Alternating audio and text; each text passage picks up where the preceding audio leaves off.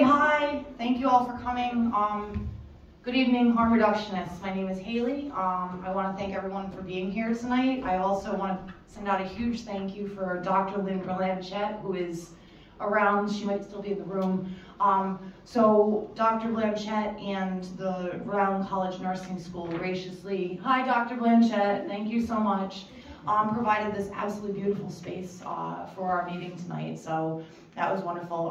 And also thank you to Dr. Nabil Lawandi and the Brown School of Engineering for providing the catering as well. So we're here tonight. I'm going to keep it short and sweet. Right next to, on that last table right there, is just a piece of paper with a pen. For anyone who's interested, we've been meeting on Thursdays at noon over at the Rhode Island Medical Society, which is via Zoom, of course. And we've been meeting there pretty regularly for the last few years to work on this bill, now a law. So I just want to address the fact that this has been obviously a huge year for recovery and advocacy for people who use drugs in the state of Rhode Island. You know, with the year's end since the start, you know, there was a vigil to draw awareness to overdose death in freezing weather over by the State House, where medical care providers carried things and people with lived experience spoke. You know, we all came together as a community to advocate to have funding for naloxone when there was a naloxone shortage. We also came together as a community to restore funding for life-saving organizations and programs in our state as of recently. We defelonized simple possession this year, decriminalized buprenorphine, and of course why we're here tonight has been the greatest thing since sliced bread and drug policy.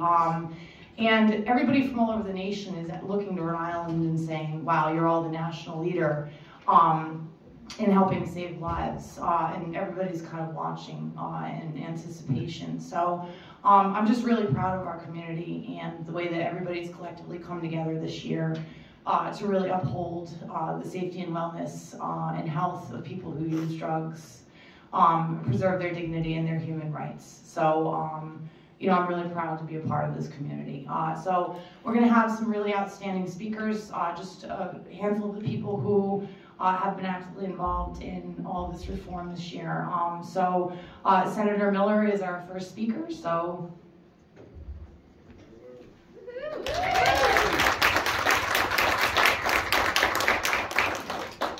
So I guess Haley set the precedent. It's okay for me to take the mask off while I'm speaking. What's the matter? I got my mask over here.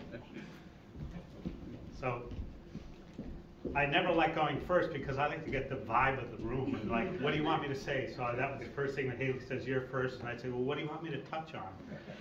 What I'm going to tell you first is thank you for there being more than like 3 or 4 of us around this issue. When we first started trying to turn the idea and the urgency of having harm reduction with safe consumption in Rhode Island, it was literally less than a half a dozen of us. I think one of the first things we tried to do is get a rep involved. It was like Steve DeToy, myself, Haley, AJ. If I'm leaving somebody out in that first core group, let me know, but it was so few of us, and it was like 4 or 5 years ago maybe. And it came out of the Governor's Task Force on Overdose and Prevention, which has its challenges, right? But it brings a broad base of people together who are at least learning something about these issues. And it also, the broad base is so important. And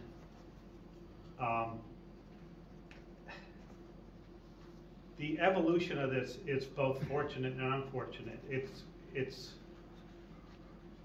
unfortunate that it didn't happen before COVID, because we all know that we now recognize it as a syndemic, and during COVID, the spike of overdose and resulting fatalities is almost unbearable. And so a lot of us based it on our personal experience or our experience with other people who had personal experience, if we didn't have it ourselves, and what we felt was really good for the state and really important for the state and a really important way to save lives. And so the regret is also that it didn't happen sooner, but it still happened first as legislation. And a lot of reasons for that, and I'm not going to go through them, but I'm going to touch on what I think is going to happen in the next several months until we get one. And what I think is important in the lessons learned from advocating and creating an interest and an informative interest. That's now what we have in front of us, either on Zoom. How many people on Zoom? About at least 20 people on Zoom, and 40 or 50 of you here. I mean, versus a half a dozen is really, truly amazing to have something that, you know, is so important and it's going to take so much work. But what I learned from the task force and trying to get enough momentum around this is that people came on board their own way, right? We didn't have the Department of Health on board when we first started doing this. And now they think this is inevitable and it has to be sooner rather than later. They're so on board now. We didn't have law enforcement on board, and that's probably a good to get where I really wanted to talk about. We didn't have law enforcement on board.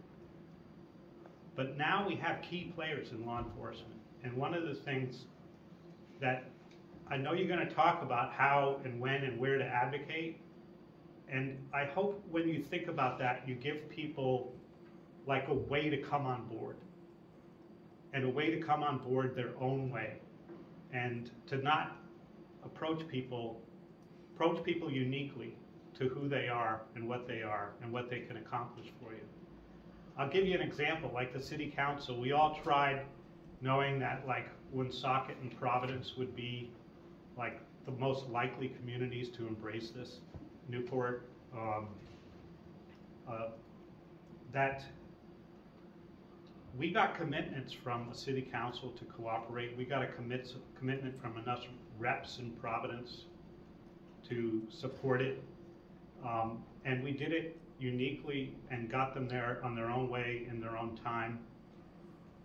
We have to give people the time and the respect for who they are and how they come on board.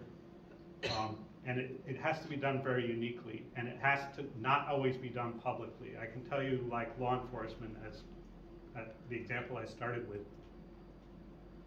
they privately support it, especially first responders, you know, the rescue guys and so forth. But if you ask them to publicly support it, you could backtrack. And so I think you have to be aware of that kind of dynamic. Not everybody needs to be a hero. Not everybody needs to be first out on this. So the challenge is to get enough support to get it done, and we demonstrated we can do that legislatively. But as a community, it's going to be a different challenge. You kind of give them an off-ramp and an on-ramp at the same time.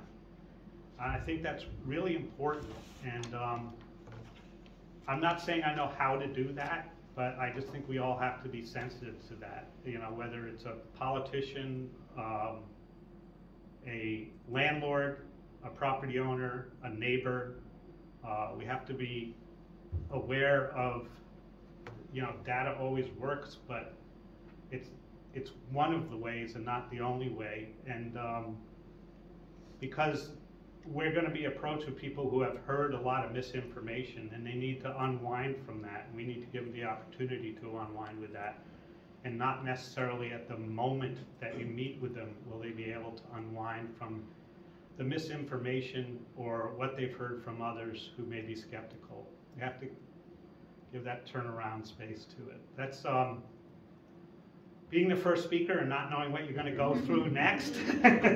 That's kind of, you know, what I've learned in meeting with 3 or 4 people about this 4 or 5 years ago, and now having a community interested in pushing it forward, and is that in their own way, we have to be respectful to in their own way, and it's a big responsibility, but I don't know how we do it otherwise, and so that's what I got. Thanks for all this.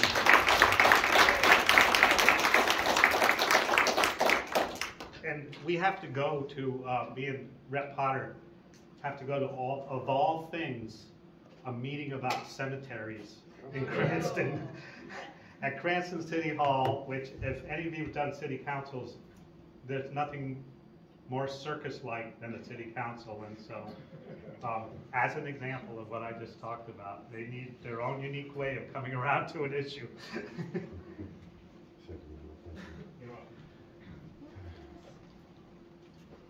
Hello, everybody. Can you hear me okay? Yeah. So yeah, of course, most of you know me. My name is Dennis, Dennis Baylor. I work with Project Weber Renew. And it's good to see everybody. It's good to see the familiar faces because, like Senator Miller, I'm not quite sure where I'm going with this either. That's why I didn't want to go first. I don't know which way to go. But as I sat there for a moment, I thought, well, all I can do is talk about what I know. So all I can talk about is what I know. Now, first of all, I can tell you that when I first heard about this, it was basically referred to as a safe injection site, basically. When I first heard it, I don't know how many years ago, 5 years ago or something, I thought, you know, sounds good, but let's see how long it takes for it to happen, right? Surprisingly, I'm really surprised that it came around, in my opinion, as quickly as it did. I'm also thankful, I heard somebody else say it, that New York did it first. So I think as far as accepting something new is concerned, with New York having done it, the people who may have been on the fence might think, well, hey, if New York is doing it, because everybody likes New York, right? If New York is doing it, then it must be a pretty good thing. But what I know best is, in my job anyways, is the street level connections that we have with people at our offices. And I don't know if any of you have ever been in a trap house. I don't know if any of you have ever been in the encampments or abandoned buildings, or what do you call them, abandonmeniums. But those are some scary, dangerous places in regards to people putting their lives at risk. Usually those type of environments, you know, they're dark, they're dirty, they're smelly. Not everybody is your friend, but these are the places where a lot of us, and of course I'm a person in recovery, these are the places where a lot of us have to go in order to use. And whether it's in your backyard someplace, or in a McDonald's bathroom, I've been there. Those are the places that a lot of us have to use at. And yes, we're gonna leave some messes behind. But I guess more importantly, because of the fentanyl being in so many of the drugs, we're putting our lives at risk, and we're doing it in an environment where chances are we will not be saved. Chances are no one is going to be around to help. And I think that's one of the best things about the Harm Reduction Center. Is if I have no place else to use, perhaps, just perhaps, I'll go someplace where it's safer, right? I'll go someplace where, you know, one of the first things we tell people in regards to harm reduction and keeping themselves safe is do not use alone. And this is a place where I might have that ability to use with other people around. But of course, it's kind of funny talking about this because as it's when I'm preaching to the choir, you guys already know all this. But take your phone, Haley. That's what I do. That's what I do. Just speak music.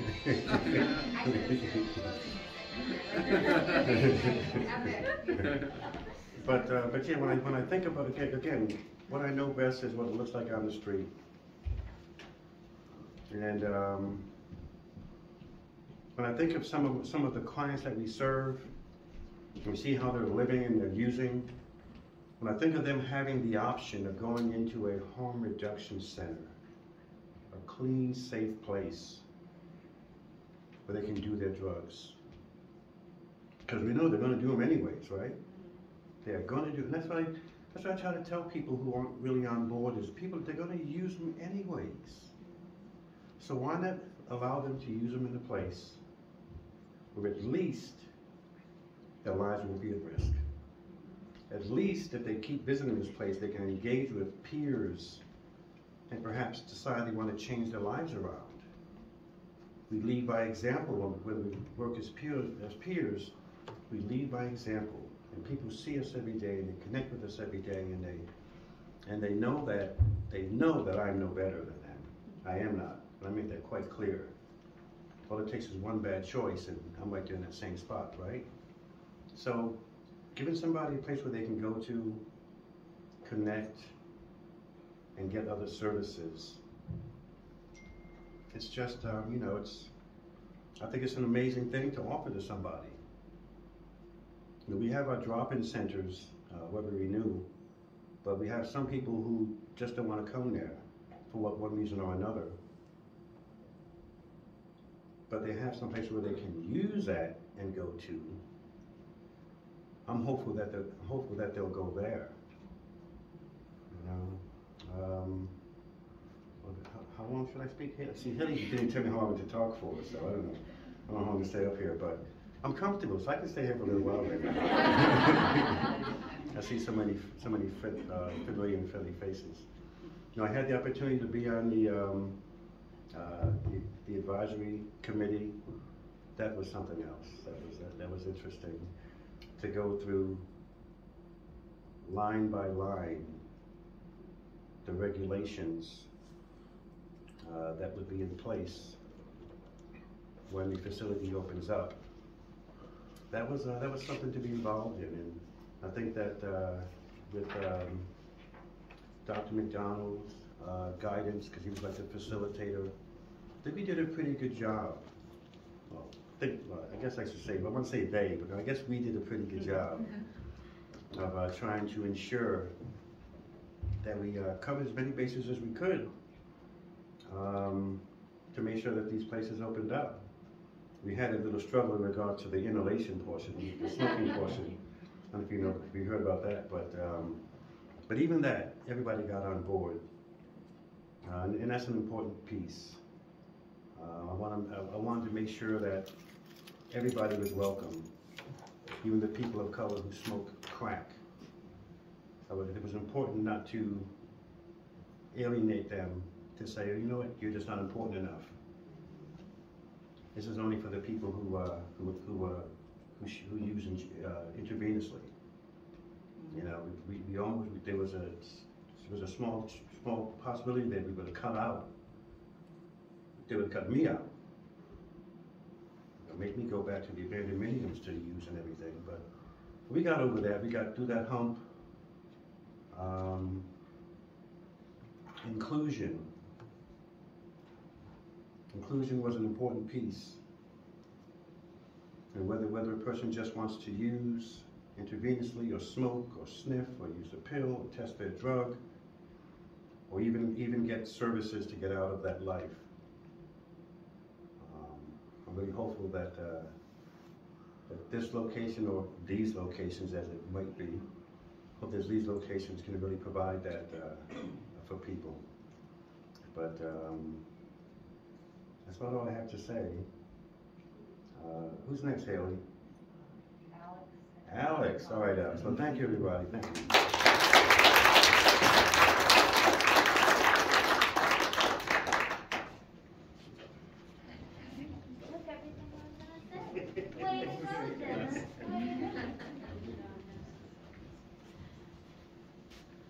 Hi, everyone. Good evening, and good evening to folks on Zoom as well. Thanks for joining.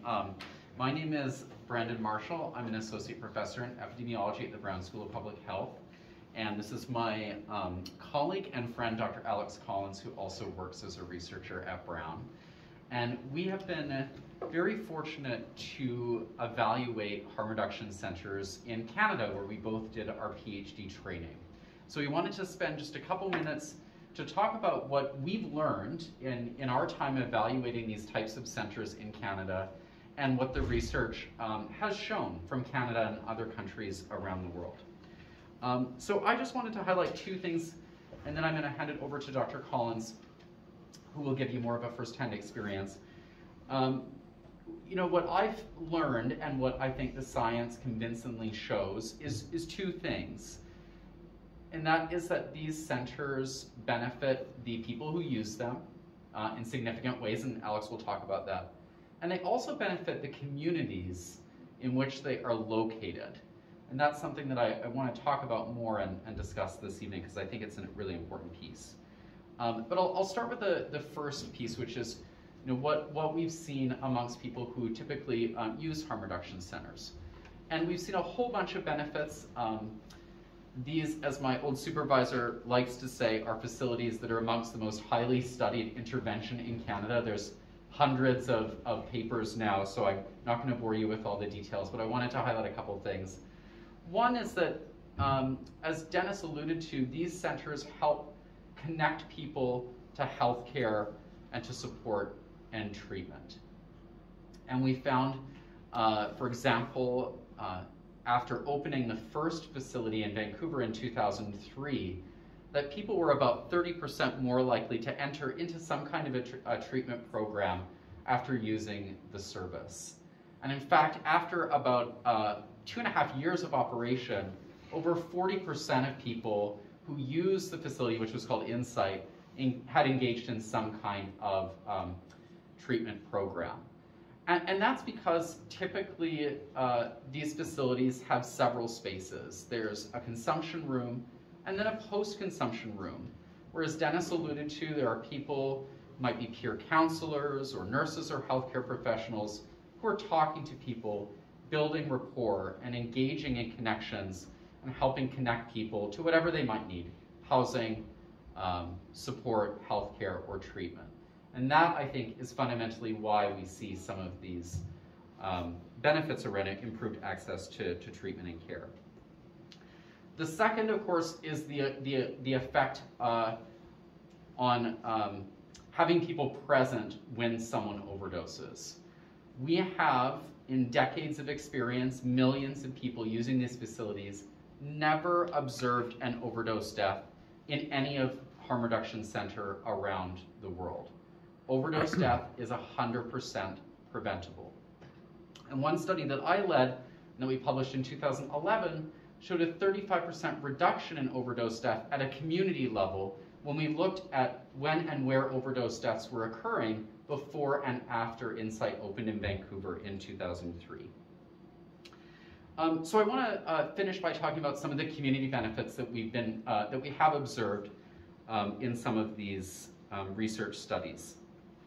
The first is that after Insight opened, we saw significant reductions in the number of people using drugs in public spaces like alleyways and on the street, and a significant reduction in injection and other drug-related litter and paraphernalia, because people have a safe place to use inside, which is absolutely critical. And the second, we can talk about more, and will be available tonight to answer questions if you have any, is that most evaluations show no impact on things like neighborhood crime rates, and some studies typically observe decreases in crime and other neighborhood level endpoints after harm reduction centers have been opened. And the final thing I want to say, and I'll pass it over to Dr. Collins, is about some of the economic benefits. I was involved in a large study that was from an institute out of Boston that looked at the potential economic outcomes associated with opening harm reduction centers in the United States. And what they found was that even one center in a city like Boston, for example, could save about $4 million annually in taxpayer and city costs. And that's largely a function of the fact that overdoses can be effectively managed in the facility, and then therefore you avoid and avert ED visits and hospitalizations due to overdose. That results in a huge saving and also releases pressure on our healthcare system, which is particularly important now, I think, in the context of the COVID-19 pandemic.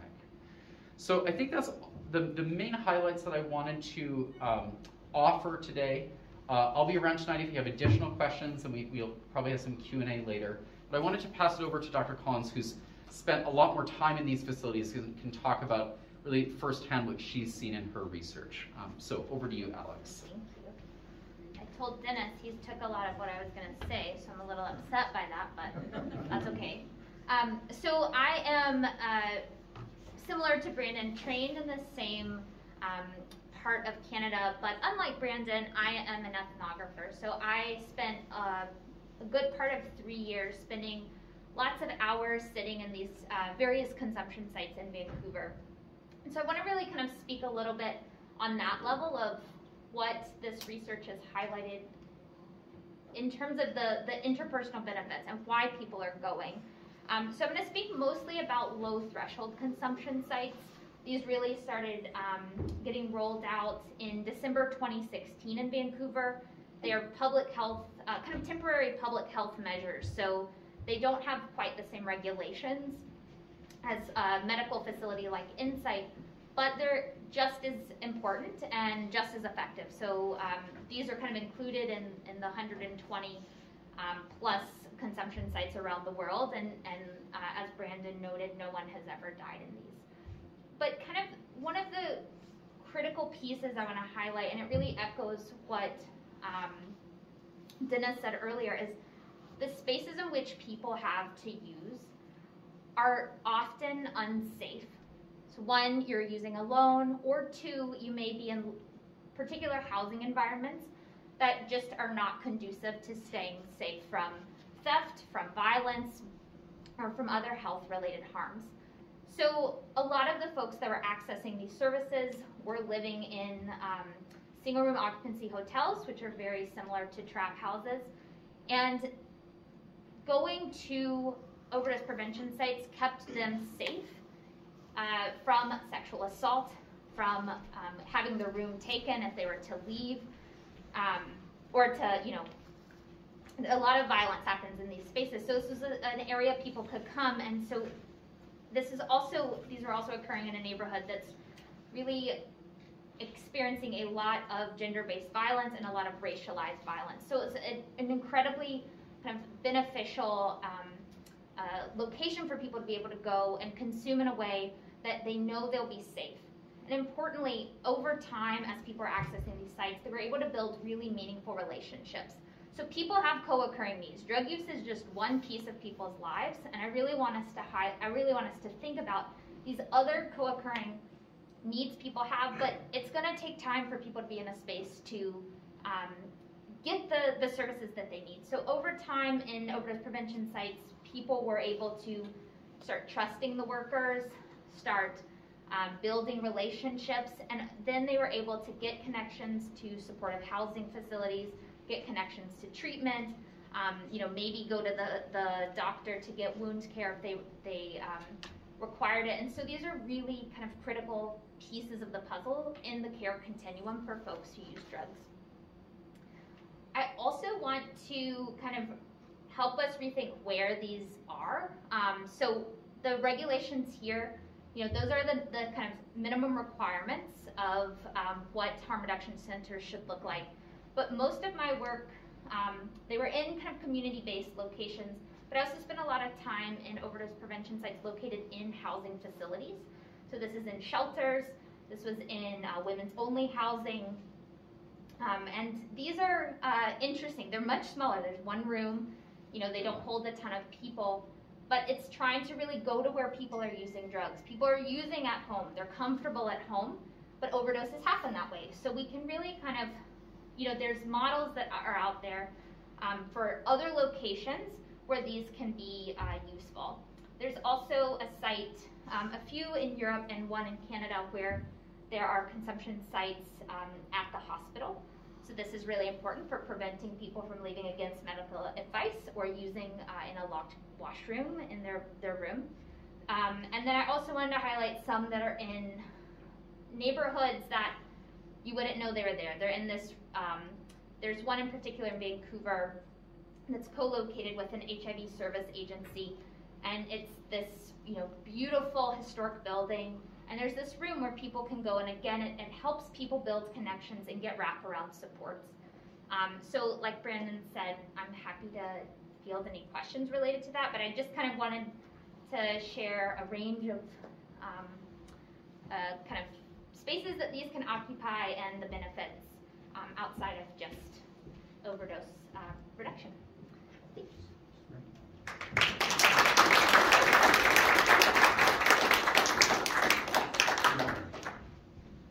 Should we do questions now? Or no, more Sarah, take it away. Yeah. Do questions. I'll take up the rest of the time. Hi everyone, can you hear me okay? I'm very unprepared, so this is off the cuff.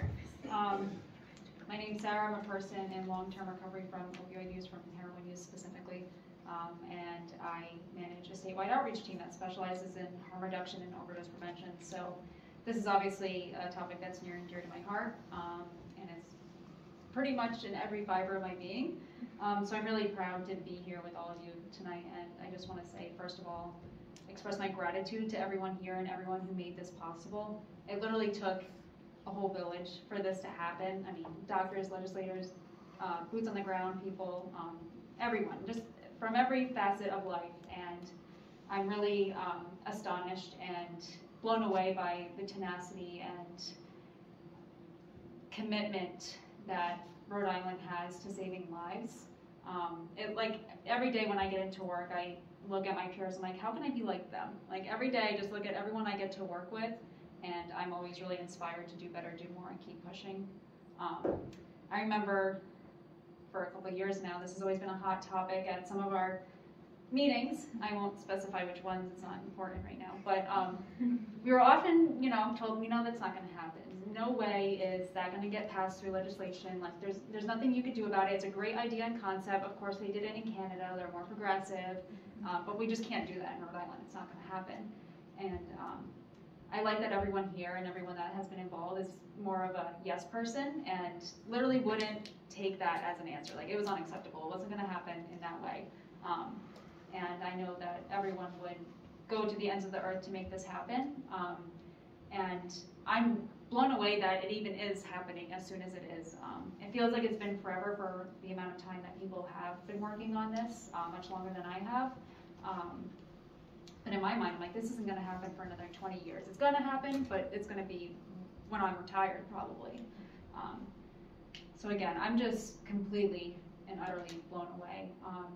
I think everyone I get to work along next to every day is truly incredible. And I know New York is now, has theirs up and running, and I'm actually from New York, so I'm very loyal to my soil. I'm very proud of them, but I'm very proud to have been a part of it here in Rhode Island and have to be the first in the nation to do it, or at least get it passed. This is a really big deal, like a huge deal, at least in my eyes. I'm like, this is kind of crazy, and it's super important. As I said, I'm a person in recovery. I used to use heroin IV, and I was in high school, so it was very secretive. Not a lot of people knew, if anyone, until they all knew, but I used in private. I used behind locked doors because people couldn't find out. I used dirty needles, right? I used dull needles. I'm lucky to be alive. The way I used was extremely risky and dangerous, and I think back to when I was in active addiction and how this really could have benefited me. And again, like luckily I am alive to tell the tale. I'm extremely grateful for that, and I always feel like I'm kind of on borrowed time, and I try to do the best I can with it. So we are in the worst overdose crisis that we've ever seen.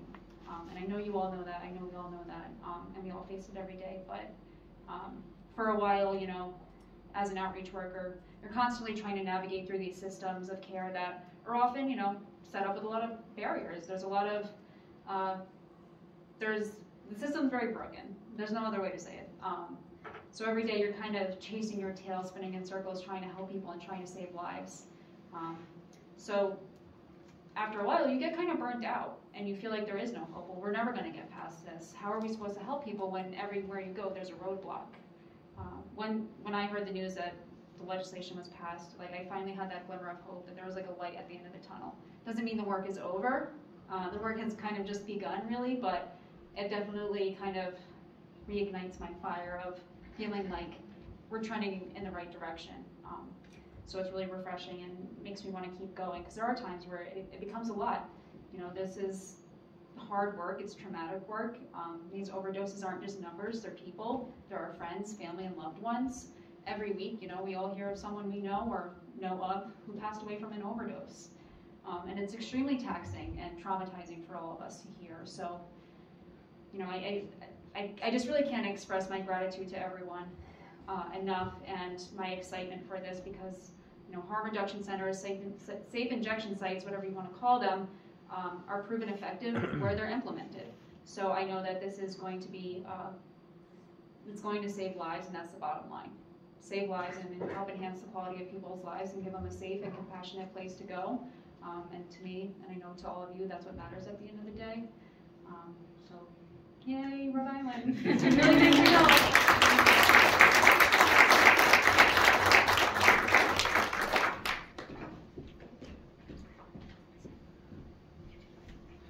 Thank you, Sarah, and everyone. Just so you know, I asked Sarah to speak like 5 minutes before this event started, so she did great. She's a great clutch speaker. She's just great in general. So we're going to go to breakout groups right now. So everybody who's been patiently waiting on Zoom, and thank you for joining us. That's going to give everyone on Zoom an opportunity to interact with people in the room. We're going to do the best that we can. This is our first time out. If everyone on Zoom can give everybody here in person about 5 minutes to get to their rooms. And the idea is to really just kind of create your own adventure. This is your coalition. Whatever kind of expertise that you have, that you come with, whatever you're passionate about, however you want this to look like, whatever ideas that you bring, please share them. Again, there's a sign-up list at the end of that table over there for our Thursday Medical Society meeting at noon. If you're capable of making it via Zoom on your lunch break, we'd love to hear from you. Why is there an echo on me? Do you know why there's an echo? Sorry. Especially if you're in a breakout group and you're working in one of these spaces, we would love to hear what everyone's working on outside of these meetings. If it's possible, there are big poster boards in each one of your rooms to scribble your ideas.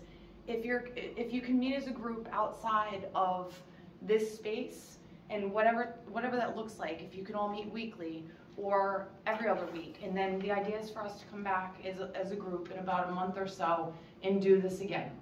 And then do this again until this is implemented, and, you know, hopefully that there isn't just a better understanding of what we're talking about with our surrounding communities, but that they might actually embrace these kinds of facilities when it comes time. So, you know, I trust that, you know, everybody in this room is really passionate and they just come with all kinds of skills. So let's go and use them, and let's do the damn thing. So thank you for joining.